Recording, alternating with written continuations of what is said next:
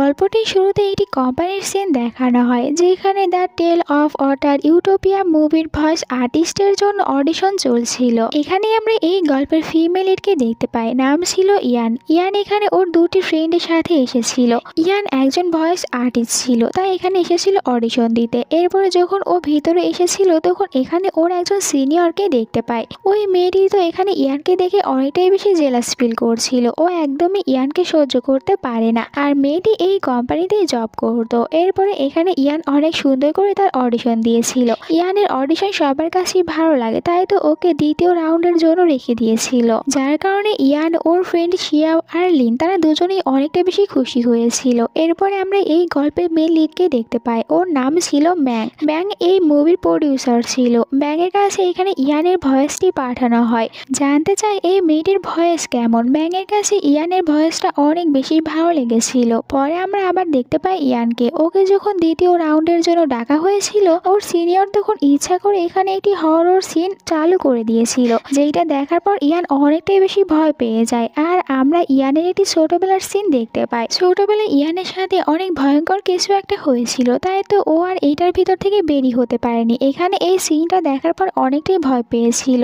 আর এখানে ওর একটি রোগও ছিল, তাই তো এখন ঘুমের ভিতরেই হাঁটতে শুরু করে। ওর অবস্থা খারাপ হয়ে যাওয়ায় ওর ফ্রেন্ডরা ওকে এখান থেকে নিয়ে চলে গিয়েছিল। পরে ইয়ান ওখান থেকে বাইরে চলে আসে। ও যখন রাস্তা দিয়ে হাঁটছিল তখন এখানে ম্যাং ইয়ানকে দেখতে পায়। পরের সিনে আমরা ইয়ানকে ওর ডক্টরের কাছে দেখতে পাই। ডক্টর ইয়ানকে বলে, তোমার এই রোগটি অনেক বছর ধরেই রয়েছে, আর এইটা সেরকম ভালো কোনো চিকিৎসাও নেই। আমার মনে হয় তোমার এটা শুধুমাত্র ভালো হতে পারে যদি তুমি তোমার ট্রু লাভটি খুঁজে পাও, যার কাছে গিয়ে তুমি অনেকটাই বেশি ভালো ফিল করবে। সেই পারবে তোমাকে এর ভিতর থেকে বের করতে। তাই আমি তোমাকে লাস্ট কথা এটাই বলবো, তুমি তাড়াতাড়ি তোমার ট্রু লাভকে খুঁজে বের করো। এরপরে ইয়ান ওই সব কথাগুলো তার দুই ফ্রেন্ডকে জানিয়ে দিয়েছিল। পরের সিনে আমরা একটি ইভেন্টের সিন দেখতে পাই, যেখানে ম্যাং তো তার মুভির জন্য এটার আয়োজন করেছে। এখানে আমরা ম্যাংয়ের বড় ভাইকে দেখতে পাই, নাম ছিল শিন। শিন অনেক ভালো একজন অ্যাক্টর, আর এর পাশাপাশি অনেক ভালো গানও গাইতে পারে। কিন্তু আমরা এখানে জানতে পারি শিং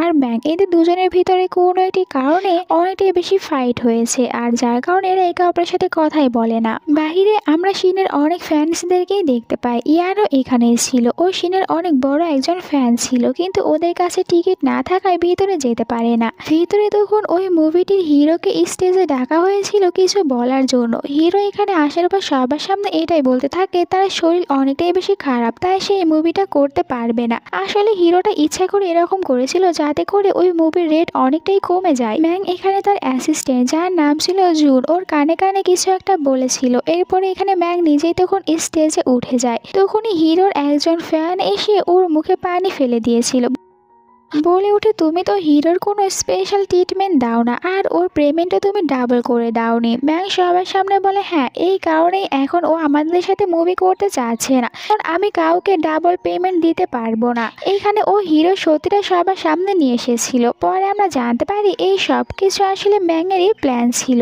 ওর অ্যাসিস্ট্যান্টকে দিয়ে ওই মেয়েটিকে ভাড়া করেছিল যেন সবার সামনে এসে এরকম একটি কাণ্ড ঘটিয়ে ফেলে। এরপরে আমরা ম্যাংকে দেখতে পাই। ম্যাংয়ের কোটটা এখানে খারাপ হয়ে গিয়েছে, তাই তো ম্যাংকে বাধ্য হয়ে ওর বড় ভাই শিনের মতন একটি কোট পরতে হয়, যেটা কিনা ওর মা ওর জন্য এখানে পাঠিয়েছিল। অন্যদিকে আমরা শিনকে দেখতে পাই। ও যখন এখান থেকে চলে যাচ্ছিল তখন বাইরে ওর অনেক ফ্যান ফলোয়াররা ছিল, তাই তো ওর দিকে দৌড়ে আসতে থাকে। এখানে যখন ইয়ান এত মানুষদেরকে দেখতে পায় অনেকটা বেশি শকড হয়ে যায়, আবারও একা একা হাঁটতে শুরু করে। তখন ওকে দেখতে পেয়েছিল ম্যাং। তখন ইয়ানের পাটা স্লিপ হয়েছিল, তাই তো ও পড়ে যেতে নিলে ম্যাং এসে ওকে সুন্দর করে বাঁচিয়েছিল। ইয়ান এখানে ম্যাংয়ের কোলে মাথা রেখে ঘুমিয়ে যায়। পরের সিনে ইয়ানকে ওর ফ্রেন্ডদের সাথে দেখতে পায়। এইখানে ডক্টরের কাছে ফোন করেছিল লিন, আর বলছিল এই প্রথম এত তাড়াতাড়ি ইয়ান সুস্থ হয়ে গিয়েছে, এটা শুধুমাত্র হয়েছে ওই ছেলেটির কারণে। এখানে বলছিল শিয়াও, আমার মনে হয় ওই ছেলেটি তোমার ট্রু লাভ হবে, আর ওই ছেলেটি কিন্তু শিনের মতন ড্রেস পরেছিল, এর মানে তোমাকে শিনই বাঁচিয়েছিল। দুজনে যেহেতু সেম দেখতে কোটটি পরেছিল, তাই ওদের ভিতরেই ভুল হয়ে যায়। ওরা এখন ম্যাংয়ের জায়গায় শিনকে ভেবে নিয়েছিল ওই ছেলেটি। তাই বলতে থাকে শিয়াও, এখন সময় হয়ে গিয়েছে তোমার ট্রু লাভকে নিজের করে নেওয়ার। শিয়াও বলে, এখন তোমার শুধুমাত্র এটাই চেষ্টা করতে হবে, তুমি কিভাবে শির আশেপাশে থাকতে পারবে। ও তো চলে যাওয়ার আগেও এখানে ডায়েরিতে লিখে দিয়েছিল যে তুমি এখন থেকে তোমার ঘুম ভাঙানোর জন্য শুধুমাত্র শির পাশেই থাকবে। অন্যদিকে আমরা ম্যাংকে দেখতে পাই। ম্যাং তখন ওর অ্যাসিস্ট্যান্টের সাথে একটি রেস্টুরেন্টে ছিল। এখানে ও ইয়ানের কথাই ভাবছিল। ওর মনে হচ্ছিল যে ইয়ানকে এর আগেও কোথায় যেন দেখেছে।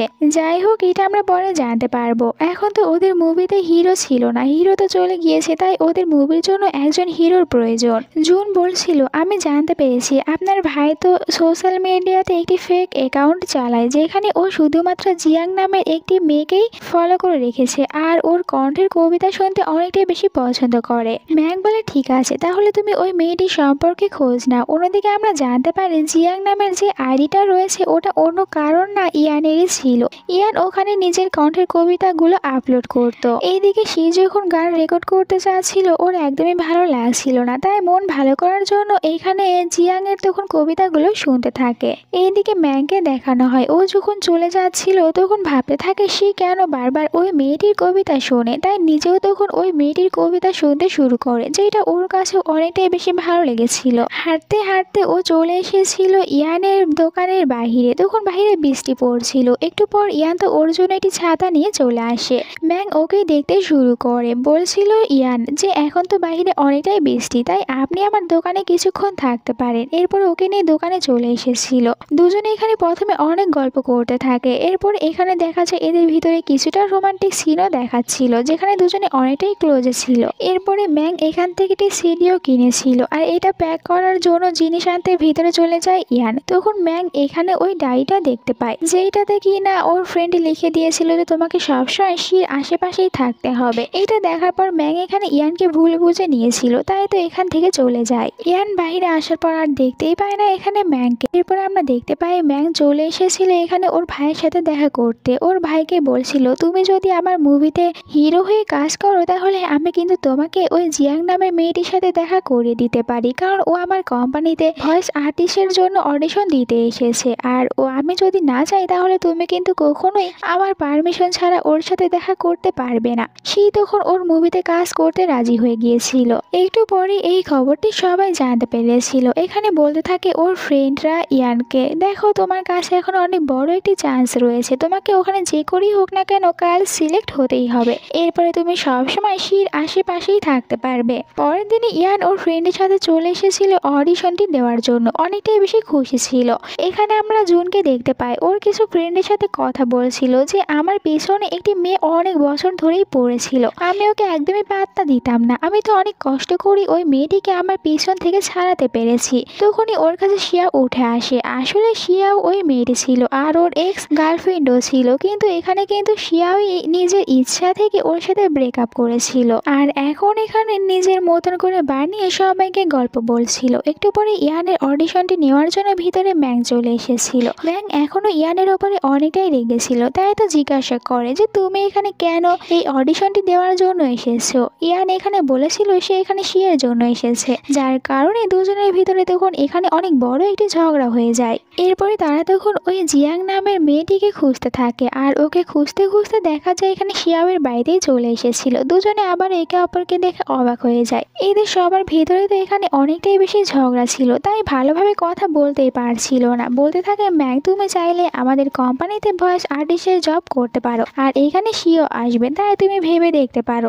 ইয়ান রাজি হচ্ছিল না। ওর ফ্রেন্ড ওকে বোঝায় তুমি ওখানে গেলে শুধুমাত্র শির আশেপাশে থাকতে পারবে, তাই ইয়ান রাজি হয়ে গিয়েছিল। কোম্পানিতে আসার পরে ইয়ান ম্যাংকে বলে সে আজকে শির সাথে দেখা করতে চায়। ম্যাংয়ের ইচ্ছা না থাকা সত্ত্বেও সে রাজি হয়ে গিয়েছিল। আর আজকে তো এদের মায়ের বার্থডেও ছিল। এদের মা একটা জিনিসই চাইতো যে তাড়াতাড়ি যেন এরা দুই ভাই বিয়ে করে নেয়। এখানে যখন ম্যাংয়ের সাথে দেখতে পেয়েছিল ইয়ানকে তো অনেকটাই খুশি হয়ে যায়। তাই অ্যাসিস্ট্যান্ট জুনকে বলছিল আমি তোমাকে এটাই বলবো যে তুমি চেষ্টা করো কিভাবে ওদের দুজনকে অনেকটাই বেশি কাছে নিয়ে আসতে পারবে। আমি চাই যেন ম্যাং ওকেই বিয়ে করে। এরপরে ইয়ান সাথ এসেছিল। ও এখানে কবিতা প্র্যাকটিস করতে শুরু করে, যেটা ওর শির সামনে বলতে চাচ্ছিল। তখন এখানে শি এসেছিল আর ওর ভয়েসটা শুনতে পায়, তাই বুঝতে পারে ওই যে মেয়েটির কবিতা এতদিন ধরে শুনতো ওই মেয়েটি আসলে এই মেয়েটি। এরপরে ইয়ান যখন জানতে পারে শিনও তার কবিতা শুনতে অনেকটাই বেশি পছন্দ করে, তখন সে অনেকটাই খুশি হয়ে যায় যে তার পছন্দের আইডল তারই কবিতা শুনতে অনেক বেশি পছন্দ করে। এরপরে তারা দুজনে একসাথে কথা বলতে চলে এসেছিল। ইয়ান এখানে অনেকটাই খুশি হয়ে তাকে বলতে থাকে, আমিও বাকি সবার মতন আপনার অনেক বড় ফ্যান, আর এই কারণেই আমি এখন চাচ্ছি যে আপনি সবসময় আমার সাথেই থাকুন।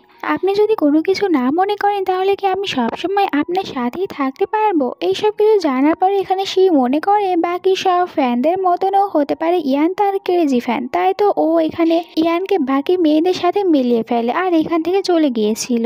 যার কারণে এখানে ইয়ানের মনটা তখন অনেক বেশি খারাপ হয়ে যায়, কারণ সে তো এখন আর চাইলেও শির সাথে থাকতে পারবে না। পরে এসে এইসব কিছু ওর ফ্রেন্ড লিনকে বলেছিল।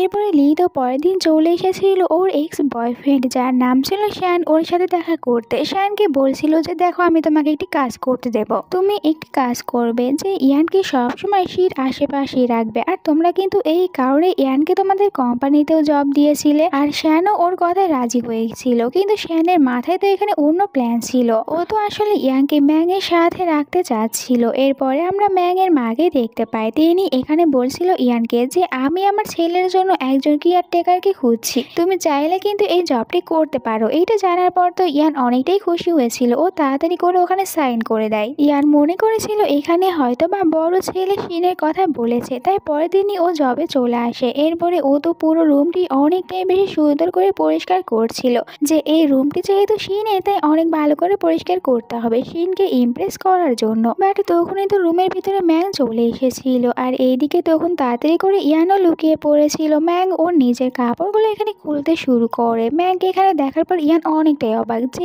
এই কি করছে এই রুমের ভিতরে। বাঁচার জন্য দেখা যায় এখান থেকে লুকিয়ে লুকিয়ে পালিয়ে যাওয়ার চেষ্টা করছিল, কিন্তু ম্যাংয়ের কাছে ধরা পড়ে যায়। ম্যাং তো ওকে দেখে অনেকটাই অবাক যে তুমি আমার রুমে কি করছো, আর ইয়ানও এটা জানতে পেরে অনেকটাই অবাক হয়েছিল। এরপরে ম্যাং ওর মায়ের কাছে ফোন করেছিল, ওর মাকে জিজ্ঞাসা করে এখানে ইয়ান কি করছে আর ওকে এখানে যেন একদমই থাকতে না দেয়। ওর মা তখন ওকে বলে দেখো তুমি যদি ইয়ানকে বাড়ি থেকে বের করে দাও তাহলে আমি তোমার ছোটবেলার এই ছবিটি মিডিয়ার কাছে দিয়ে দেব, যেখানে কিনা তারা তোমাকে নিয়ে তখন অনেকটাই বেশি হাসাহাসি করবে। নিজের এত সুন্দর একটি গোলুমোলু ছবি দেখার পর এখানে তখন মায়ের ওপর আর কোনো কিছুই বলতে পারে না ম্যাং। অন্যদিকে ইয়ানও তখন ভাবছিল ও যদি এখন এই জবটি ছেড়ে চলে যায় তাহলে তো ওকে অনেক বেশি টাকা দিতে হবে, যেটা এখন ও একদমই দিতে পারবে না। তাই দেখা যায় দুজনেই বাধ্য হয়ে তখন এখানে রাজি হয়ে গিয়েছিল। ম্যাং ওকে এখানে থাকতে তো দিয়েছিল, কিন্তু অনেকগুলো শর্ত ওর ওপরে চাপিয়ে দিয়েছিল, আর এটাও বলেছিল যে তুমি যদি একটি শর্ত ভেঙে ফেলো তাহলে তোমাকে এখানে অনেক বেশি টাকা জরিমানা দিতে হবে। এরপরে লিন এসেছিল শ্যানের কাছে, ও তো ইচ্ছা মতো শ্যানকে অনেক বেশি মারধর করেছিল, যে এইসব কিছু শ্যান ইচ্ছা করেই করেছে ওটাও ভালো করেই জানতো।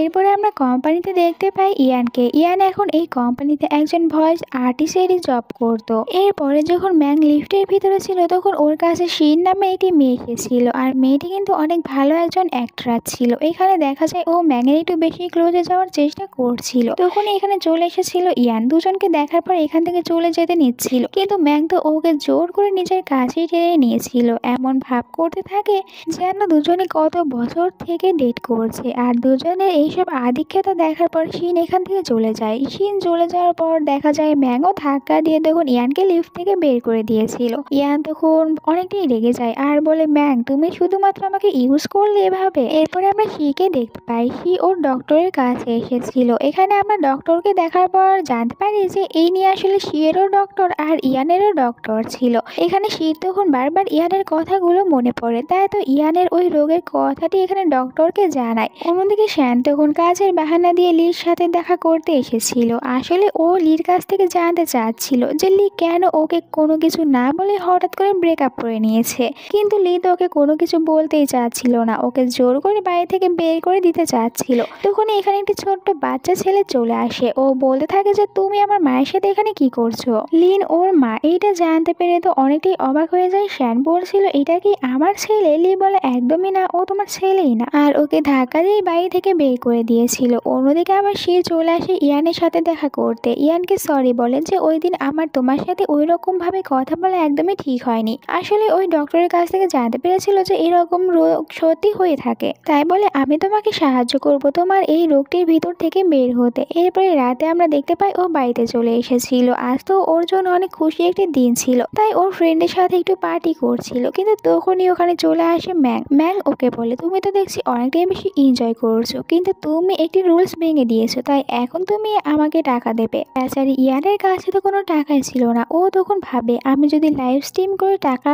ইনকাম করতে পারি তাহলে এইটা আমি দিতে পারবো ম্যাংকে। তাই তো ও লাইভ স্ট্রিম করার জন্য তখন লুকিয়ে চলে যায় বাথরুমে, কারণ ওখানে কেউ থাকবে না আর শব্দও বাহিরে যাবে না। কিন্তু একটু পরেও ওখানেও ম্যাং চলে এসেছিল। ম্যাংকে দেখার পর ও দৌড়ে তখন এখান থেকে বের হয়ে যায়। ম্যাং এখানে এসেছিল শাওয়ার নিতে, কিন্তু দেখা যায় এখানে কিন্তু তখনও লাইভ স্ট্রিম হচ্ছিল, তাই সবাই এইসব কিছু দেখছিল। একটু পরে ওর মনে পড়ে যায়, ভিতরে তো আমি আমার ফোনটি রেখে এসেছি। আবারও তাড়াতাড়ি করে চলে আসে ফোন নিতে। ও লুকিয়ে লুকিয়ে ওর ফোনটি নিচ্ছিল, কিন্তু আবারও ম্যাংকে দেখতে পায়। ম্যাং ওকে বলে, তুমি আবার এখানে কি করতে এসেছো? ইয়ান বলে, আমি কোনো কিছু দেখিনি, আর ওর ফোনটা নিয়ে এখান থেকে এক দৌড় দিয়েছিল। এখন ইয়ানের এইসব কাজে অনেকটাই বিরক্ত হয়েছিল এখানে ম্যাং। ও ভাবছিল ইয়ানকে কিভাবে বাড়ি থেকে বের করে দেব, কিন্তু ওর মায়ের জন্য আবার বাড়ি থেকেও বের করে দিতে পারছিল না। তাই তো ও বাড়িতে এসে ইয়ানকে ভয় দেখানোর চেষ্টা করে, যাতে করে ইয়ান ভয় পাওয়ার পর নিজে থেকে এখান থেকে চলে যায়। বাট উল্টো তো এখানে দেখা যায় ইয়ান একদমই ভয়ই পাচ্ছিল না। ওর কাছে এসব কিছু আরো বেশি ফানি লাগছিল, যার কারণে ম্যাং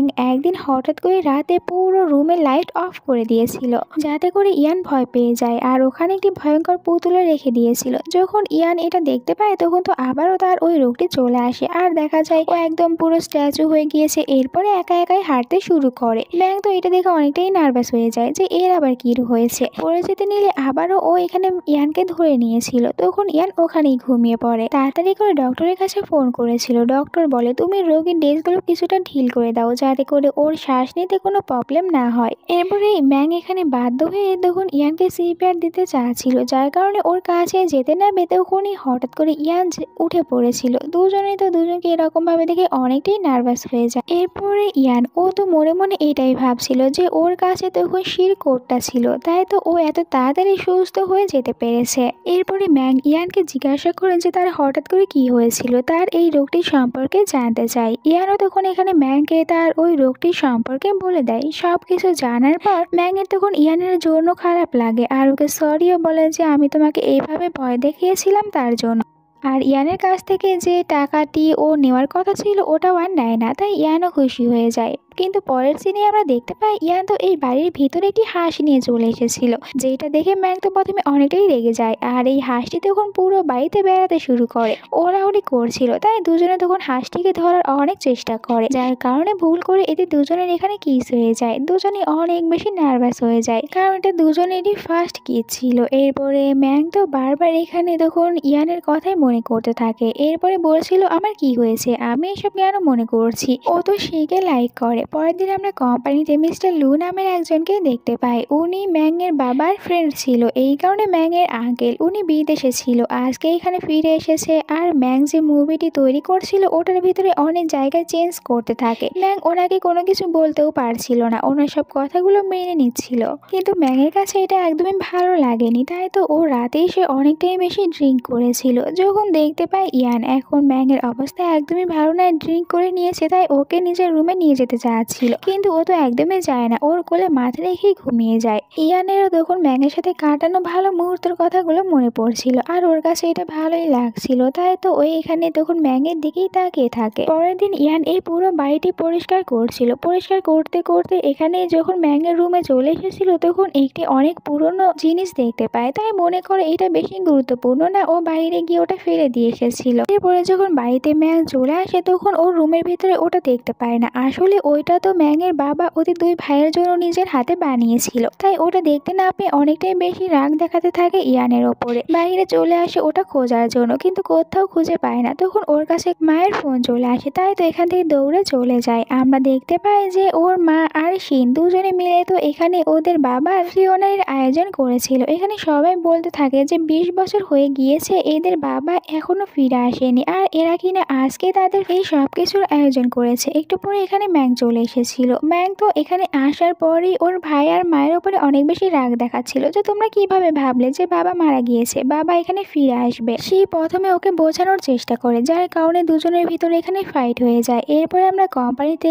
ইয়ানের ওই সিনিয়রকে দেখতে পাই। এখানে আবারও ইয়ানকে ভয় দেখিয়েছিল, যার কারণে ইয়ান আবারও এরকম ভাবে হাঁটতে শুরু করে। সবাই তখন এখানে কেমন জানি ভাবে ইয়ানকে দেখতে থাকে। লিন তখন তাড়াতাড়ি করে ফোন করেছিল শির কাছে, তাকে এখানে আসতে বলেছিল। একটু পরে এখানে ম্যাং চলে আসে। যখন দেখতে পেয়েছিল ইয়ানের এরকম অবস্থা, ও ইয়ানকে কোলে উঠিয়ে নিয়ে চলে আসে। একটু পরে এখানে সে চলে এসেছিল, ইয়ানকে হাত করে নিয়েছিল। এরপরে দেখা যায় ইয়ানের কপালে কিস করে, যেটা দেখার পর এখানে ম্যাং তো পুরোই শকড হয়ে দাঁড়িয়ে থাকে। এইটা ওর কাছে একদমই ভালো লাগে না। এরপরে তারা দুজনে বাইরে ছিল। সে বলছিল ম্যাংকে আমাদের উচিত হবে না একদমই যে আমাদের মায়ের সামনে ফাইট করা। এখানে তখন বলে ম্যাং ঠিক আছে, আমরা দুজনে মায়ের সামনে কখনোই ফাইট করব না। সে বলে আমি দেখছিলাম ভিতরে তুমি তো ইয়ানের অনেক বেশি কেয়ার করছিলে। এখানে বলে ম্যাং করবই তো, কারণ ও আমার কেয়ারটেকার। ওর যদি কিছু হয়ে যায় তাহলে আমার বাড়ির দেখাশোনা কে করবে? মেয়েটি সত্যি অনেক বোকা, আমার আশেপাশে থাকার জন্য তোমার কেয়ারটেকার হয়েছে। এটা জানার পর ম্যাং একটু হেসে দেয় আর বলে কেন এমন ভাবে বলছো যেন তোমরা দুজনে এখনই কাপল হয়ে গিয়েছো? সে বলে খুব তাড়াতাড়ি হয়ে যাব, কিছুদিন পরই আমরা বিয়ে করে নেব, কারণ আমি তো আসলে ইয়ানকে লাইক করি। এই কথাটি ম্যাংয়ের কাছে একদমই ভালো লাগে না, কারণ ও নিজেও এখন ইয়ানকেই লাইক করতে শুরু করেছিল। এরপরে দেখা যায় ইয়ান তো শির সাথে ঘুরতে বের হয়েছিল। তারা দুজনে সে এখানে ইয়ানকে অনেক সুন্দর একটি গান শুনিয়েছিল। দুজনে যখন ওখান থেকে বাইরে আসে তখন এই গানের মানে জানতে চাচ্ছিল ইয়ান শিয়ের কাছে। সে বলে যে এইটা হচ্ছে দুইটি ভাইয়ের গান। ছোটবেলায় তারা দুই ভাই একে অপরকে অনেক বেশি ভালোবাসতো, কিন্তু এখন আর একদমই তাদের ভিতরে সম্পর্ক আগের মতো নেই, কারণ ছোটবেলায় একদিন ছোট ভাই হারিয়ে গিয়েছিল আর ওকে তখন বাবা খুঁজতে গিয়েছিল, কিন্তু ওই দিনের পর থেকে আর কখনোই বাবা ফিরে আসেনি। যার কারণে বড় ভাই বলে বাবা যদি ওই দিন ওকে খুঁজতে না যেত তাহলে বাবা আজ আমাদের সাথেই থাকতো। আর ছোট ভাই বলে যদি বড় ভাইয়া আমাকে না ছেড়ে দিত, আমাকে একা না যেতে দিত, তাহলে আমি কখনোই হারিয়ে যেতাম না আর বাবাও আমাদের সাথেই থাকতো। এখানে যখন শির কাছ থেকে এই গানের অর্থটি জানতে পেরেছিল ইয়ান, তখন ও ভালো করেই বুঝতে পারে যে এইটা আসলে ওদের দুই ভাইয়েরই গল্প। এরপরে দেখতে পায় ম্যাং তো অনেকটাই বেশি আপসেট হয়েছিল, যার কারণে ও এখানে অনেকটাই ড্রিঙ্ক করে নিয়েছিল। একটু পরে বাইরে যখন ইয়ান চলে আসে, ও তো দেখতে পায় ম্যাং এরকম অবস্থায় পড়ে আছে। ম্যাংকে আবারও ম্যাংয়ের রুমে নিয়ে যেতে চাচ্ছিল, কিন্তু ম্যাং তখন ওর সাথে এখানে একদম পুরো বাচ্চাদের মতন ব্যবহার করতে শুরু করে। এমনকি দেখা যায় ও তো এখানে শির মতন করে তখন ইয়ানের কপালেও একটি কিস করে দিয়েছিল।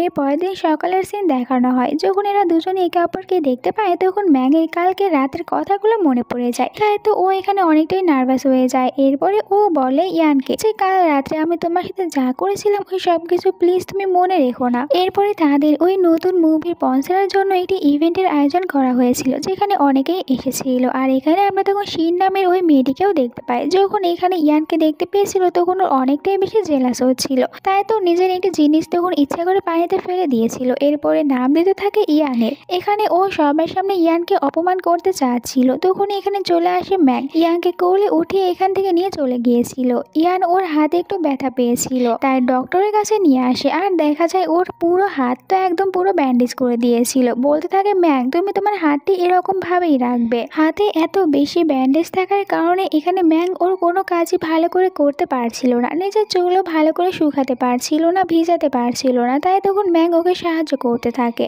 এইভাবে দুজনের ভিতরে সময় কাটতে থাকে। এরপরে তো দেখা যায় ইয়ান ওর যে ভয়েসের যে কথাগুলো বলবে ওগুলো এখানে সুন্দরভাবে ম্যাংয়ের সাথে প্র্যাকটিস করছিল। দুজনে অনেকটাই বেশি ক্লোজে চলে আসে। ম্যাংয়ের কাছে এখন অনেকটাই অন্যরকম ফিলিংস হচ্ছিল, তাই তো ও তখন ইয়ানের মুখের উপরে তাওয়ালটি রেখে চলে গিয়েছিল। পরের দিন ইয়ান তার এইসব কথাগুলো ওর যে ফ্রেন্ড রয়েছে ওকে বলেছিল। ওর ফ্রেন্ড বলে আমার মনে হয় ম্যাং তোকে লাইক করে, তাই তো তোর সাথে এরকম করছে। যদিও ইয়ান ওর কথাগুলো বিশ্বাস করেনি, কিন্তু ও বাড়িতে আসার পর এটা পরীক্ষা করতে চাচ্ছিল। তাই ম্যাংকে বলে চলো আমরা দুজনে মুভি দেখতে যাই, কিন্তু ম্যাংয়ের অনেক বেশি কাজ থাকায় ও এখানে ইয়ানকে মানা করে দিয়েছিল। কিন্তু এরপরে তো ও নিজে থেকে আবার ইয়ানকে মেসেজ করে বলেছিল যে কালকে আমি তোমার সাথে মুভি দেখতে যাব। এইটা দেখার পর ইয়ান অনেকটাই খুশি হয়েছিল। পরের দিন ও সময় মতন চলে আসে মুভি দেখার জন্য, কিন্তু আমরা অন্যদিকে ম্যাংকে দেখতে পাই কোম্পানিতে তখন একটি মিটিং নিয়ে বিজি ছিল, যার কারণে ও এখানে ইয়ানের কোনো মেসেজই দেখতে পায় না। ইয়ান এরপরে ওর ফ্রেন্ডকে মেসেজ করে বলে আমি মুভি দেখতে এসেছি। ওর ফ্রেন্ড বলে তুই কোন মুভিটা দেখতে এসেছিস? ও মুভিটার নাম বলে দিয়েছিল আর এরপরে হলের ভিতরে চলে যায়। এইদিকে তখন ওর ফ্রেন্ড যখন ওটার নাম দেখতে পায় তখন বুঝতে পারে এটা তো একটি হরর মুভি। এটা ইয়ানকে আবার ফোন করে জানাতে চাচ্ছিল, কিন্তু ইয়ান আর ওর ফোনটি ধরতে পারে না। এই কারণে তখন ফোন করেছিল শির কাছে। শিরকে সবকিছু বলে দিয়েছিল যে তাড়াতাড়ি ওখানে চলে যাও। অন্যদিকে ম্যাংয়ের মিটিং শেষ হয়ে গেলে ও ইয়ানের দেওয়া সব মেসেজগুলো দেখতে পায়, এই জন্য তাড়াতাড়ি করে ওই জায়গায় চলে এসেছিল। আর কিন্তু ওর আগে এখানে শিও চলে এসেছিল। শি দেখতে পায় ইয়ান তখন বাইরে হাঁটাহাঁটি করছিল। ও দৌড়ে গিয়ে ইয়ানকে জড়িয়ে ধরে। ইয়ান ওকে বলে যে আরে আমি যখন বুঝতে পেরেছি ওইটা হরর মুভি তখন ভিতর থেকে চলে এসেছি, এখন আমি একদমই ঠিক আছি। আর দুজনকে তখন এইরকম ভাবে দেখতে পায় ম্যাং, তাই তো ও আর একদমই ওদের কাছে যায় না, ওখান থেকেই ফিরে আসে। এরপরে শি ওকে বাড়িতে ড্রপ করে দিয়েছিল। ভিতরে আসার পর ম্যাংকে দেখতে পায়। ম্যাং ইয়ানকে মিথ্যে কথা বলে যে আমার অনেকটাই বেশি মিটিং এর চাপ ছিল, তাই আমি আর ওখানে যেতে পারিনি। আর এটাও বলে যে আমাদের দুজনের কন্ট্যাক্ট খুব তাড়াতাড়ি শেষ হয়ে যাবে। ইয়ান বলে আমি এরপরেও এখানে কিছুদিন থাকতে চাই। ম্যাং বলে থাকার কোনো দরকার নেই, আমি কন্ট্যাক্টই ভেঙে দিচ্ছি। এইটা জানার পর এখানে ইয়ানের অনেকটাই খারাপ লাগে। এরপরে ইয়ান ওর ফ্রেন্ডের সাথে বাইরে দেখা করে, ওর ফ্রেন্ডকে সবকিছু বলেছিল। আর এটাও বলে আমার মনে হয় আমি ম্যাংকে লাইক করতে শুরু করেছি। লিওকে বোঝায় তুমি ম্যাংকে লাইক করতে পারবে না, তোমার লাইফ পার্টনার হবে শি, ও তোমাকে ভালো করতে পারবে। ইয়ানও এখানে লির কথাগুলো বুঝতে পেরেছিল, তাই তো ও ঠিক করে যে ও এখন ম্যাংকে ভুলে যাবে। পরের দিন সকালের সিন দেখানো হয়। আজকে এখানে ইয়ানের লাস্ট দিন ছিল, তাই তো ও বলে ম্যাংকে যেন ওর সাথে ঘুরতে যায়। ম্যাং ওইতে রাজি হয়েছিল। দুজনে একসাথে বাহিরে ঘুরতে বের হয়। দুজনে একসাথে অনেক বেশি ভালো সময় কাটায়, এতে তারা দুজনেই অনেক বেশি খুশি ছিল। অন্যদিকে আমরা লিনকে দেখতে পাই। ওর ছেলের স্কুল থেকে সবাই ক্যাম্পিং করার জন্য একটি জায়গায় এসেছিল, কিন্তু ওর ছেলে তো এখানে একদমই খুশি ছিল না, কারণ এখানে সবার সাথে মা আর বাবা ছিল, কিন্তু ওর বাবা ছিল না। একটু পরে দেখা যায় এখানে শ্যান তো একদম পুরো হিরোদের মতন করে চলে এসেছিল। ওকে দেখার পর লিনের ছেলে অনেক খুশি হয়ে যায়। ক্যাম্পিং শেষ হয়ে গেলে এরপরে শ্যান ওদেরকে বাড়িতে রেখে দিয়েছিল। বাড়িতে আসার পর এখানে লিন আবার বলে দেয় শ্যানকে আমি শুধুমাত্র আমার ছেলের বাবাকেই লাইক করি, যেটা জানার পর শ্যানের কাছে অনেকটাই খারাপ লাগে, তাই বাড়ি থেকে চলে যায়। অন্যদিকে আমরা ইয়ানকে দেখতে পাই। আজকে ম্যাংয়ের বার্থডে ছিল, তাই তো ও ম্যাংকে একটি জায়গায় নিয়ে এসে অনেকটাই বেশি সুন্দর করে ম্যাংকে এখানে বার্থডে উইশ করেছিল। এরপরে দুজনে একে অপরকে গুড বাই বলে। আজকের পর এরা দুজনে আর একে অপরের সাথে দেখা করবে না। এখানে দুজনেই অনেকটা বেশি আপসেট ছিল। আর ইয়ান তো কান্না করতে করতে এখান থেকে চলে যায়। বাড়িতে আসার পর ওর ফ্রেন্ডকে জড়িয়ে ধরেও কান্না করছিল। অন্যদিকে ম্যাংও তখন বাড়িতে চলে আসে, কিন্তু ওর বাড়িতে আর একদমই ভালো লাগছিল না। সব জায়গায় ও এখানে ইয়ানকে মিস করতে শুরু করে। বেচারা এরপরে তো আবার বাড়ি চলে আসে। ওখানে ওর অ্যাসিস্ট্যান্ট শ্যানও ছিল।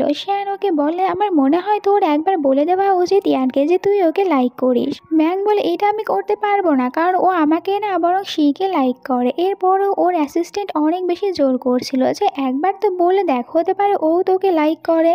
যার কারণে এটা দুজনে তখন আবার ওদের এই প্ল্যানের ভিতরে যে ইয়ানের ছেলে ফ্রেন্ড রয়েছে ওকে নিয়েছিল।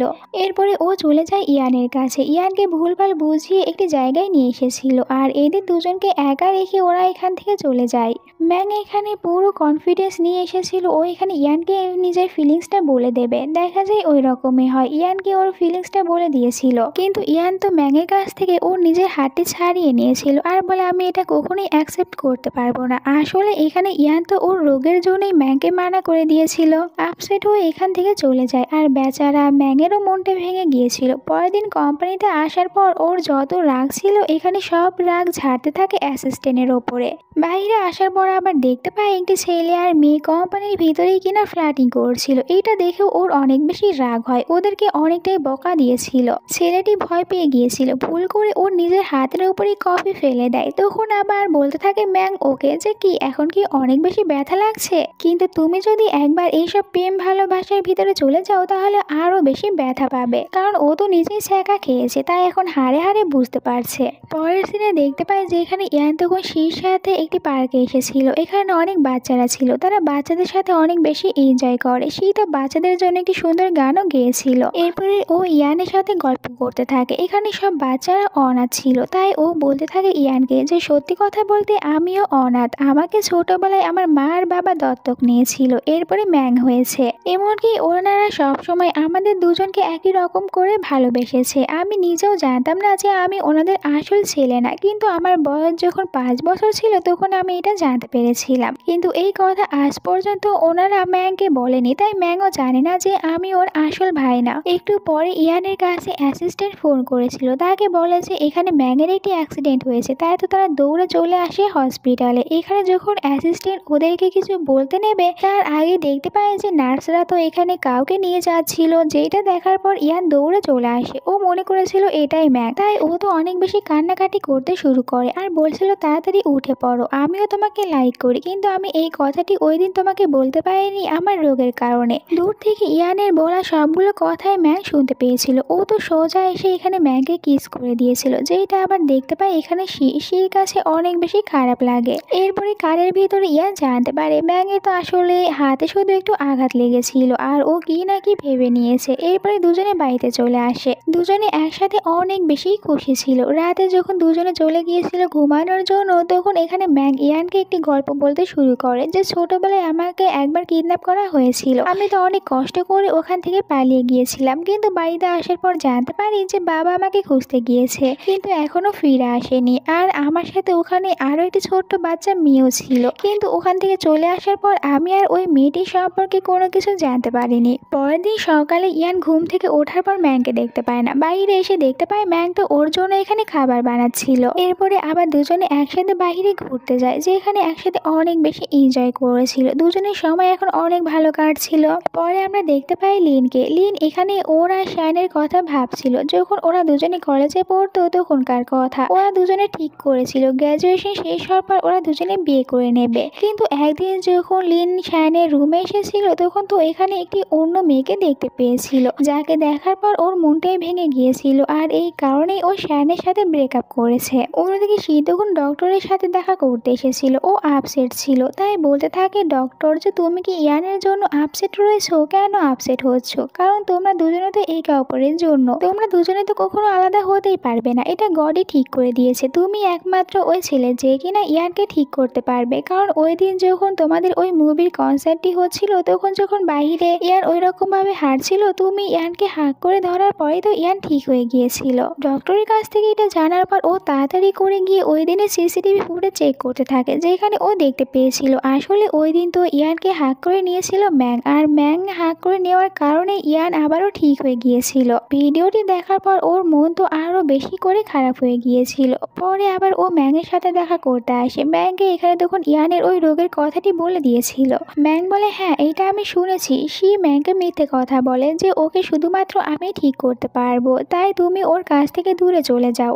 বাট ও তো ম্যাংকে সত্যি কথা বলে না যে ম্যাংই আসলে শুধুমাত্র ইয়ানকে ঠিক করতে পারবে। পরের দিন ম্যাং ইয়ানকে নিয়ে প্রথমবারের মতন ডেট করতে গিয়েছিল। তারা দুজনে একসাথে অনেক বেশি সময় কাটে আর অনেক জায়গায় ঘোরাফেরা করে। এরপরে দুজনে যখন রাস্তা দিয়ে হাঁটছিল তখন এখানে হঠাৎ করে ম্যাং ইয়ানকে বলতে থাকে আমি তোমার রোগের সম্পর্কে সবকিছু জানতে পেরেছি, তোমাকে একমাত্র সেই ঠিক করতে পারবে, তাই তুমি আমার কাছে না থেকে তোমার নিজের রোগটি ভালো করার জন্য শির কাছে থেকে যাও। আর এখানে ইয়ানের সাথে ব্রেকআপ করে নিয়েছিল, ব্রেকআপ করে এখান থেকে চলে যায়। ইয়ান তখন ওখানেই কান্না করতে শুরু করে।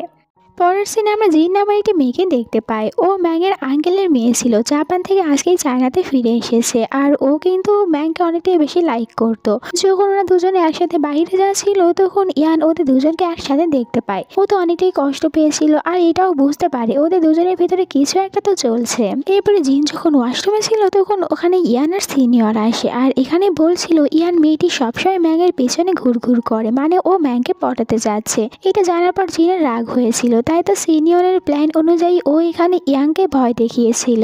ইয়ান তখন আবারও ঘুমের ভিতরে হাঁটতে শুরু করে। দূর থেকে এটা ম্যাং দেখতে পায়। ও ইয়ানকে কোলে উঠিয়ে নিয়ে আসে। এরপরে ও তাড়াতাড়ি করে শিকে বলছিল যেন এখানে ইয়ানকে ঠিক করে দেয়। সে নার্ভাস হয়ে যাচ্ছিল যে ও এখানে কিভাবে ইয়ানকে ঠিক করবে, কিন্তু একটু পর ইয়ান নিজে থেকেই ঠিক হয়ে গিয়েছিল। সিনিয়র দূর থেকে এদের দুজনের ক্লোজ একটি ছবি তুলে নেয়। এরপরে ওটাকে সোশ্যাল মিডিয়াতে আপলোড করেছিল, যেখানে এটাই বলছিল এই ইয়ান নামের মেয়েটি টাকার জন্য সেই সাথে থাকছে। চলছে। এটা দেখার পরে শির যে কিছু ক্রেজি ফ্যান ছিল তারা অনেকটাই রেগে যায় ইয়ানের উপরে, তাই তো ইয়ানকে মারার হুমকি দিচ্ছিল। এইটা সে জানতে পারে, তাই ও ইয়ানকে নিজের বাড়িতে থাকার জন্য জায়গা দিয়েছিল যে তুমি কিছুদিন এখানেই থাকো। আমরা বাইরে ম্যাংকে দেখতে পাই, ও তো বাইরে থেকে ওদের বাড়ির ওপরে নজর রাখছিল, দেখতে চাচ্ছিল যে ভিতরে ওরা কি করছে।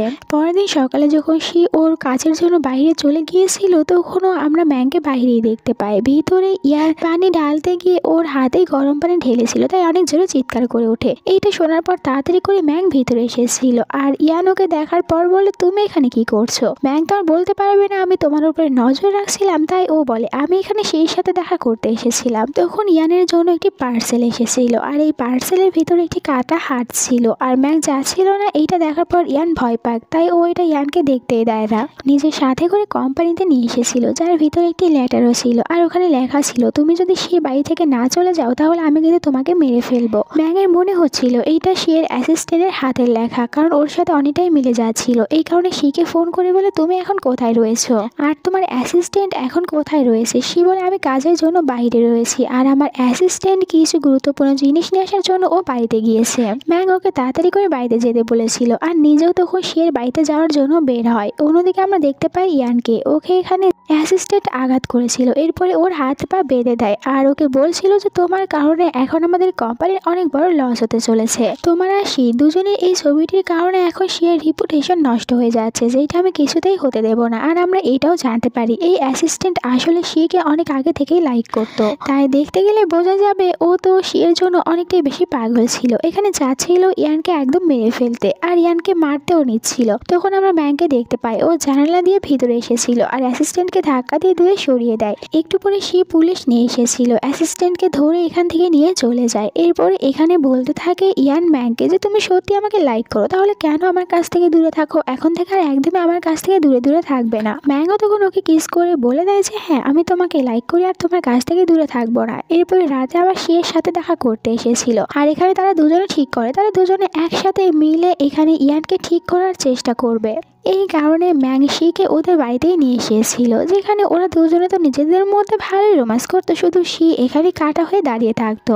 একসাথে রাতে মুভি দেখতে বসে। এখানে মুভি দেখার সময় ভয় পাচ্ছিল ইয়ান, তাই তো ও বারবার দেখা যায় শুধু ম্যাংকেই হাগ করছিল, যেটা শির কাছে একদমই ভালো লাগে না। আর শির এরকম অবস্থা দেখে এখানে ম্যাং অনেকটাই বেশি মজা পাচ্ছিল। পরের দিন দুজনে একসাথে কোম্পানিতে যাওয়ার জন্য বের হয়। তখন একটি ট্রাকের সাথে এদের কারের অ্যাক্সিডেন্ট হতেই নিচ্ছিল, কিন্তু একটুর জন্য এরা বেঁচে যায়। কিন্তু এইটার কারণে দেখা যায় ইয়ান অনেকটাই ভয় পেয়ে গিয়েছিল আর সে তো ভালো করে জানে ও ইয়ানকে ঠিক করতে পারবে না, তাই ইয়ানকে নিয়ে এসেছিল ম্যাংয়ের কাছে। ম্যাংকে বলছিল তাড়াতাড়ি তুমি ইয়ানকে ঠিক করে দাও। ম্যাং এইটা জানার পর অনেকটাই অবাক হয়ে যায় আর এখানে সে তখন ওকে ফাইনালি সব সত্যি কথাগুলো বলে দেয়। ম্যাংকে সিসিটিভি ফুটেজ দেখিয়েছিল আর এটাও বলে দেয় আমি নয় বরং তুমি ওকে শুধুমাত্র ঠিক করতে পারবে, আমি এতদিন তোমাকে মিথ্যে কথা বলেছি। ম্যাং এটা জানতে পেরে অনেকটাই খুশি হয়েছিল যে ওই একমাত্র ছেলে যে কিনা ইয়ানকে ঠিক করতে পারবে। এরপর তো দুজনে একসাথে অনেকটাই বেশি হ্যাপি ছিল। জিন এদের দুজনকে একসাথে দেখে অনেকটাই রেগে যায়, তাই দেখা যায় ও রাতে শিয়াওয়ের সাথে দেখা করতে এসেছিল আর শিয়াওকে বলছিল তুমি ইয়ানকে বলে দেবে ও যেন আমার ম্যাংয়ের কাছ থেকে দূরে থাকে।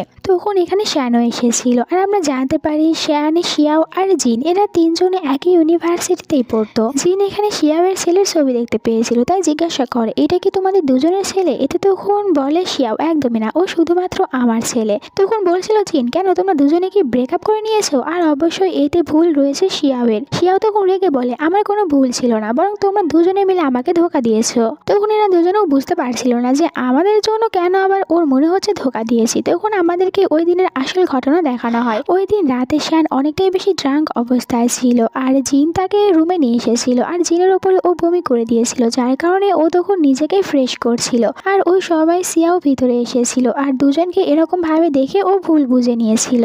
এখন এদের ভিতরে সব ভুল বোঝাবুঝিগুলো শেষ হয়ে যায় আর এখানে জিজ্ঞাসা করছিল যে তাহলে তোমার ছেলের বাবাকে। তখনই দেখা যায় ভিতরে চলে এসেছিল সিয়াওয়ের ছেলে। ও বলছিল আমি জানি তুমি আমার আসল মা না, তুমি তো আমাকে দত্তক নিয়েছো। সিয়াও ওর ছেলেকে বলে তোমাকে এই কথাটি কে বলেছে, এটা একদম পুরোপুরি মিথ্যে কথা। কিন্তু ওর ছেলে বলে আমি সব সত্যিটা জেনে গিয়েছি আর এরপরে তো ও রাগ করে এখান থেকে চলে গিয়েছিল। সিয়াওয়ের মনে হয় ও সত্যিটা জানার পর হতে পারে ভুল কিছু করে বসবে আর দেখা যায় সত্যি এমনটি হয়েছিল। ও বাড়ি থেকেই বের হয়ে যায়, যার কারণে সবাই অনেক বেশি ভয় পেয়ে যায় আর আলাদা আলাদা হয়ে তখন ওর ছেলেকে খুঁজতে শুরু করে। আমরা শিকে দেখতে পাই ও রুমের ভিতরে চলে আসে, খাটের একটি পাশে বসে পড়েছিল আর বলতে থাকে, আমি জানি তুমি খাটের নিচেই লুকিয়ে রয়েছো, তাই বের হয়ে আসো। আমিও যখন ছোটবেলায় প্রথম জানতে পেরেছিলাম আমাকে দত্তক নিয়েছে, তখনও আমি তোমার মতন বাড়ি থেকে বের হয়ে গিয়েছিলাম, কিন্তু বের হয়ে যাওয়ার পর অনেক বেশি ভয় হচ্ছিল। আমি যদি আর কখনই আমার ফ্যামিলির কাছে না আসতে পারি, তাই আমি আবার চলে এসে খাটের নিচেই লুকিয়ে পড়েছিলাম।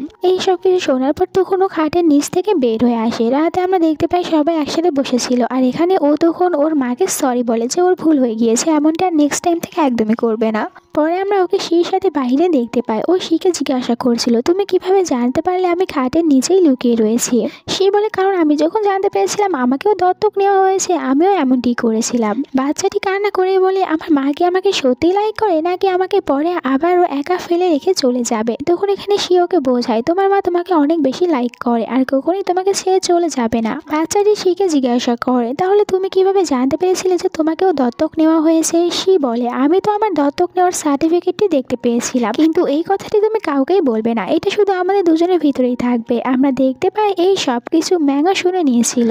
ম্যাং তখন রুমে এসে একা একা বলতে থাকে, ওই দিন তাহলে তুমি এইটা জানার পরে বাড়ি থেকে বের হয়ে গিয়েছিলে, আর আমি তোমার কোনো কিছু ভালো করে না বুঝতে পেরে এতদিন ধরে তোমাকে হেট করছিলাম। পরে আমরা জিনকে দেখতে পাই, ও আবারও জাপানে ফিরে যেতে চাচ্ছিল। আসলে ও এখন ম্যাংকে ওর মন থেকে মুছে ফেলতে চাচ্ছে, তাই ওর বাবাকে বলে ও জাপানে। পরের সিনে আমরা ইয়ানা শিকে দেখতে পাই, ওরা এখানে ব্রেকফাস্ট করতে নিচ্ছিল। শি এখানে সব সত্যি কথা ইয়ানকেও বলে দেয় যে আমি আসলে তোমাকে ঠিক করতে পারি না, আমি তো তোমাকে মিথ্যে কথা বলেছিলাম, তোমাকে আসলে ম্যাংই ঠিক করতে পারে, আমি তোমাকে লাইক করতাম তাই চাচ্ছিলাম না তুমি ম্যাংয়ের কাছে থাকো। ইয়ান এই সব কিছু শোনার পর ও আর কিছুই বলতে পারে না। সে ইয়ানকে ওদের ছোটবেলার কথা বলছিল। ছোটবেলায় যখন আমি জানতে পেরেছিলাম আমাকে দত্তক নেওয়া হয়েছে, তখন তো আমি অনেকটাই বেশি কষ্ট পেয়েছিলাম, যার কারণে আমি আর ম্যাংয়ের সাথে একদমই ভালো ব্যবহার করতাম না। একদিন আমি ম্যাংকে নিয়ে একটি পার্কে গিয়েছিলাম, আমরা ওখানে খেলা করছিলাম, আমি ওকে বলেছিলাম চোখ বন্ধ করে এখানে গোনার জন্য, আমি লুকিয়ে পড়বো, আর ম্যাং ওরকমটাই করছিল, কিন্তু আমি আর ম্যাংকে একদমই কোনো কিছু না বলে ওখান থেকে একা চলে গিয়েছিলাম। কিন্তু একটু পরে আমার ওর জন্য চিন্তা হচ্ছিল, তাই আমি আবারও ওই পার্কে ফিরে গিয়েছিলাম, কিন্তু ওখানে যাওয়ার পর কোথাও আর আমি ম্যাংকে দেখতে পাই না। এরপরে ম্যাং ইয়ানকে নিয়ে একটি জায়গায় ঘুরতে নিয়ে এসেছিল, যেখানে ছোটবেলায় তাকে কিডন্যাপ করে রাখা হয়েছিল। এই জায়গায় আসার পর ইয়ানের মনে পড়ে যায় ছোটবেলায় ও একবার খেলতে খেলতে এই জায়গায় চলে এসেছিল। তখন একটি বাচ্চার কান্না শব্দ শুনতে পায়, আর ওই বাচ্চাটি অন্য কেউ না ম্যাংই ছিল। আর এখানে যখন ও ম্যাংকে দেখেছিল তখন অনেকটাই ভয় পেয়েছিল, আর হঠাৎ করেই এখানে আরেকজন চলে আসে, আর এখানে দেখা যায় ইয়ানকেও কিডন্যাপ করে রেখে দিয়েছিল।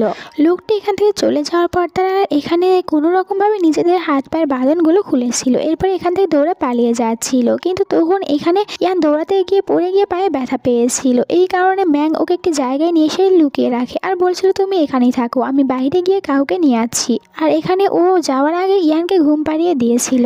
আর এখন এই সব কিছু ইয়ান জানতে পেরে অনেকটাই বেশি অবাক হয়ে গিয়েছিল, তার বিশ্বাসই হচ্ছিল না ওই ছোট্ট ছেলেটি আসলে ম্যাং ছিল। তারা ওখান থেকে বাইরে আসে, ম্যাং তাকে বলে আমি তো ওখান থেকে চলে যাওয়ার পর আবার ওখানে এসেছিলাম তোমাকে নেওয়ার জন্য, কিন্তু আর ওখানে আমি তোমাকে দেখতেই পাইনি, তুমি কোথায় গিয়েছিলে? ইয়ানের মনে পড়ে যায়। একটু পরে ওর ঘুম ভেঙে গিয়েছিল। বাইরে তখন ও দুজনকে কথা বলতে দেখেছিল, যারা কিনা এখানে কোম্পানির বিষয় নিয়ে কথা বলছিল। ম্যাংয়ের বাবা ওই লোকটিকে বলছিল যে ইয়াংশু তুমি আমার ছেলেকে ছেড়ে দাও, তুমি যা বলবে আমি তাই করব।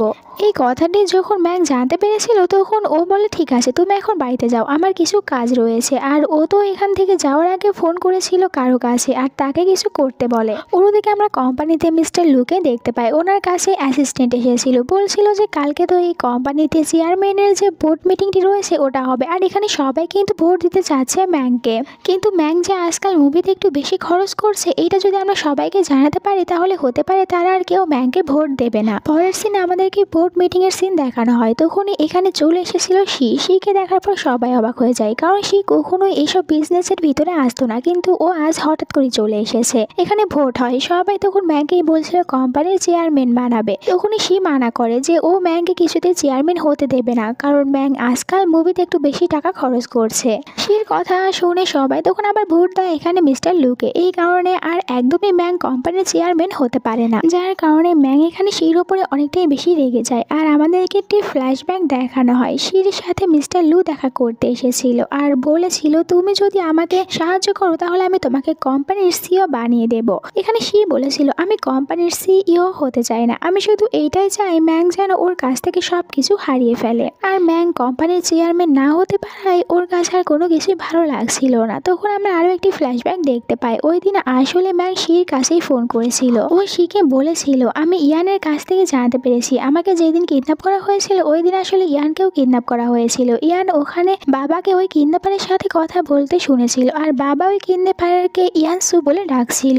তাদের ভিতরে ওখানে কোম্পানি নিয়েই কথাবার্তা হচ্ছিল। যখন সে জানতে পারে বাবা ওই কিডন্যাপারকে ইয়ানসু বলে ডাকছিল তখন ও অনেকটাই অবাক হয়ে যায়, কারণ ওনাদের বাবা তো আগে থেকে মিস্টার লুকে ইয়ানসু বলে ডাকতো, কিন্তু এদের কাছে তো সেরকম কোনো প্রমাণ ছিল না। তাই মিস্টার লুকে ধরার জন্য তারা এইসব প্ল্যানগুলো বানিয়েছিল। এরপরে দেখতে পাই সে আবারও মিস্টার লুয়ের সাথে দেখা করতে এসেছে, যেখানে মিস্টার লু তাকে এখন কোম্পানির সিইও বানিয়ে দিয়েছে। মিস্টার লুকে বলছিল, আপনি আর এখন ম্যাংকে নিয়ে একদমই কোনো চিন্তা করবে না, ও তো কোম্পানির চেয়ারম্যান না হতে পারায় একদম পুরো পাগলের মতন হয়ে গিয়েছে। তার উপরে ওর মাথায় আবার ভূত চেপেছে। ছোটবেলায় ওকে যে কিডন্যাপ করেছিল তাকে ও খুঁজে বের করবে। ও তো আমাকে বলছিল ও অনেক কিছুই জানতে পেরেছে, যেই সব কিছু দিয়ে ওই কিডন্যাপারকে ধরতে পারবে, কিন্তু আমার কাছে ওর কথাগুলো একদমই বিলিভ করার মতন ছিল না, তাই আমি ওর কথাগুলো বিশ্বাস করিনি। এরপরে আমরা মিস্টার লুকে একা দেখতে পাই, অনেকটাই বেশি চিন্তিত অবস্থায় ছিল। আর তার মনে পড়ে যায় যখন ছোটবেলায় ম্যাংকে কিডন্যাপ করেছিল, ম্যাংয়ের সাথে একটি বাচ্চা মেয়েকেও ও কিডন্যাপ করেছিল। এরপরে খোঁজ নেওয়ার পর জানতে পারে ওই বাচ্চা মেয়েটি আসলে ইয়ান। তাই এখন আবার নতুন করে প্ল্যান বানাতে থাকে। অন্যদিকে ইয়ানের কাছে তখন একটি গিফট পাঠানো হয়েছিল, যেখানে ইয়ান আর ম্যাংয়ের ছবি ছিল, আর ওখানে এটাও লেখা ছিল, তুমি আমার সাথে দেখা করার জন্য লেকের পাশে আসো। ইয়ানও খুশি হয়ে বের হয়ে পড়েছিল। অন্যদিকে আমরা ম্যাংকে দেখতে পাই আবারও ওই জায়গায় চলে এসেছিল, কিন্তু এবার তাকে এখানে মিস্টার লু ফলো করছিল। ম্যাং ওখান থেকে একটি ডায়েরি বের করে, কিন্তু ম্যাং এটা নিজে এখানে রেখে গিয়েছিল। আর এইটা দেখার পর মিস্টার লু মনে করছিল যে ম্যাং হতে পারে এখান থেকে কোনো প্রমাণ পেয়ে যাবে, এই কারণে পেছন থেকে ও ম্যাংয়ের ওপরে অ্যাটাক করেছিল। ম্যাং বলে, আঙ্কেল আপনি এখানে, আপনি আমাকে ফলো করছিলেন, এর মানে কি আপনি ছোটবেলায় আমাকে কিডন্যাপ করেছিলেন? মানে এখানে সব কথাগুলো তখন বলতে থাকে। আঙ্কেল বলে, হ্যাঁ আমি তোমাকে কিডন্যাপ করেছিলাম, আর তুমি তো দেখছি এখানে প্রমাণ খুঁজতে চলে এসেছো। ম্যাং ওর বাবার কথা জিজ্ঞাসা করে। মাকে দেখানো হয় যখন ম্যাংয়ের বাবা এখানে এসেছিল তখন লুকে দেখতে পেয়েছিল, আর লুকে বারবার বলছিল তার ছেলেকে ছেড়ে দেওয়ার জন্য। এখানে লু বলে, কিন্তু আমি যে কোম্পানিতে যত সব অন্যায় কাজগুলো করেছি ওই সব কিছুর প্রমাণ আগে তুমি আমাকে দাও, এরপরে আমি তোমার ছেলেকে তোমার কাছে ফিরিয়ে দেব। কিন্তু ম্যাংয়ের বাবা এরকম কোনো কিছুই করেনি। ম্যাং বলছিল, এরপরে আপনি আমার বাবার সাথে কি করেছেন এটা বলুন। কিন্তু লু আর কোনো কিছু বলে না, যা ছিল এখানে ম্যাংকে একেবারে জন্যই মেরে ফেলবে। তখনই সে এসে ম্যাংকে বাঁচিয়ে নিয়েছিল। আর দুই ভাইকে একসাথে দেখার পর মিস্টার লু বলে, এর মানে তোমরা দুই ভাই একসাথে রয়েছো আর প্ল্যান করে আমাকে ধরার জন্য সব কিছু করেছো।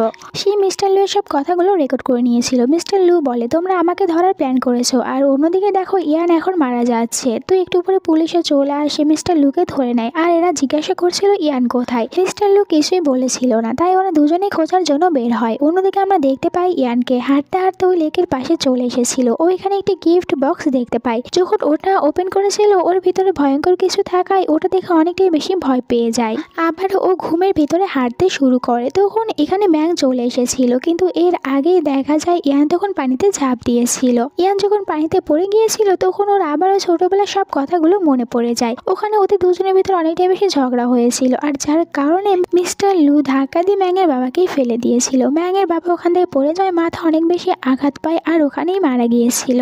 দূর থেকে এই সব কিছু ইয়ান দেখে নিয়েছিল, অনেকটাই ভয় পেয়ে গিয়েছিল, তাই ওর ওই রকম একটি রোগ হয়ে গিয়েছিল। আর এখন যেহেতু এখানে ইয়ানের একাই সবকিছু মনে পড়ে গিয়েছে, যার কারণে ওর এই রোগটিও ভালো হয়ে যায়। এর পরের সিনে আমরা দেখতে পাই এরা সবাই মিলে ওই জায়গায় চলে এসেছিল। ইয়ানের কথা অনুযায়ী তারা ওখানে মাটি খুঁড়তে শুরু করে, আর 20 বছর পর ম্যাংয়ের বাবার বডি পেয়ে যায়। বডি বলতে কঙ্কাল পেয়েছিল। এটা দেখে সবাই অনেকটাই বেশি ইমোশনাল হয়ে গিয়েছিল। এরপরে আরো কিছুদিন পার হয়ে যায়। এখন সবাই তাদের লাইফে অনেকটাই বেশি খুশি ছিল, আর কোম্পানির প্রেসিডেন্ট বানিয়ে দেওয়া হয়েছিল ম্যাংকে। এখানে শানে সবার সাহায্য নিয়ে অনেকটাই বেশি সুন্দরভাবে এখানে সিয়াওকে প্রপোজ করেছিল ওকে বিয়ে করার জন্য।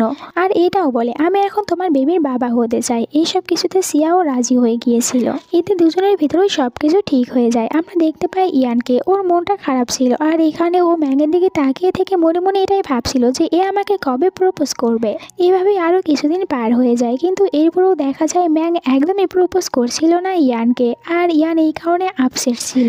এভাবেই তো দেখতে দেখতে ভ্যালেন্টাইন ডে চলে আসে, কিন্তু এই দিনেও ম্যাং তার বিজনেস ট্রিপের জন্য বাইরে গিয়েছিল। তখন ইয়ানের কাছে ম্যাং মেসেজ করেছিল, বলছিল আজকে বাইরে স্নোফল হচ্ছে, যেটা তোমার অনেকটাই বেশি পছন্দ, আর আজকে কি তুমি আমাকে মিস করছো, তুমি কি আমাকে বিয়ে করছো? করবে? এটা কেমন প্রপোজাল? তাই তো অনেকটাই রেগে যায় ইয়ান। ও বলছিল আমি মরে যাব, এরপরও তোমাকে বিয়ে করব না। ম্যাং ওকে ফোন করে ছাদে আসতে বলে। এরপরে ইয়ান যখন ছাদে এসেছিল তখন ওখানে ম্যাংকে দেখতে পায়। ম্যাংকে দেখার পর অনেক বেশি খুশি হয়ে গিয়েছিল, দৌড়ে গিয়ে ম্যাংকে হাগ করে। ম্যাং এই পুরো ছাদটি অনেকটা বেশি সুন্দর করে সাজিয়েছিল আর এখানে অনেকটাই বেশি রোমান্টিক ভাবে প্রপোজ করে ও ইয়ানকে। ইয়ানও খুশি খুশি হ্যাঁ বলে দেয়। পরের সিনে আমরা ইয়ান, ম্যাং, শি এদেরকে দেখতে পাই। এখন ম্যাং আর শি দুজনের সম্পর্ক অনেক বেশি ভালো হয়ে গিয়েছিল। দুই ভাই এখন সব জায়গায় একসাথে লেগে থাকতো, যার কারণে দেখা যায় একদমই কেউ পাত্তা দিচ্ছিল না ইয়ানকে। এই সব কিছুতে ইয়ান ওদের দুজনের উপরে অনেকটাই বেশি বিরক্ত হয়ে যায়। দুই ভাই সারাদিন বাচ্চাদের মতন গেম খেলতো, একে অপরের সাথেই মজা করতো, যেখানে ইয়ানের কোনো চান্সই ছিল না। আর এই সুন্দর একটি সিনের সাথে আজকের এই গল্পটা শেষ হয়ে যায়। তোমাদের কাছে এই পুরো গল্পটা কেমন লেগেছে কমেন্ট করে জানিয়ে দিতে ভুলো না। ভালো লাগলে চ্যানেলটিকে সাবস্ক্রাইব করো আর ভিডিওতে একটি লাইক দিও। আল্লাহ হাফেজ।